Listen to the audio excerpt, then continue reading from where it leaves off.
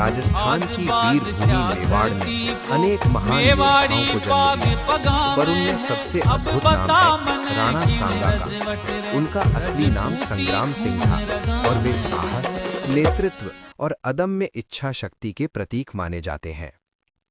बचपन से संघर्ष। राणा सांगा का जीवन आसान नहीं था। राजगद्दी के लिए आंतरिक संघर्षों में उन्हें अपने ही भाइयों से युद्ध करना पड़ा। इन संघर्षों में उन्होंने एक आंख खो दी, एक हाथ घायल हो गया और शरीर पर अनेक घाव लगे, पर उनका साहस कभी नहीं टूटा। कहा जाता है कि उनके शरीर पर 80 से अधिक घावों के निशान थे। हर निशान एक युद्ध की कहानी कहता था। राजपूत शक्ति का एकीकरण। राणा सांगा ने केवल मेवाड़ ही नहीं, बल्कि अनेक राजपूत राज्यों को एकजुट किया। उनका उद्देश्य था विदेशी आक्रमणकारियों से भारत की रक्षा करना।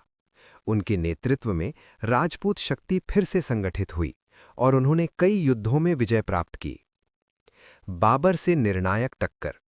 जब मध्य एशिया से आए आक्रमणकारी बाबर ने भारत में अपनी सत्ता स्थापित करनी शुरू की, तब राणा सांगा ने उसका सामना करने का निर्णय लिया। 1527 में खानवा का युद्ध हुआ। ये युद्ध केवल सत्ता का नहीं, स्वाभिमान और स्वतंत्रता का था। राणा सांगा ने अद्भुत वीरता दिखाई, परंतु बाबर की तोपों और नई युद्ध तकनीकों के कारण युद्ध की दिशा बदल गई। युद्ध में राणा सांगा गंभीर रूप से घायल हो गए। हार नहीं, वीरता की जीत। घायल होने के बाद भी राणा सांगा हार मानने को तैयार नहीं थे।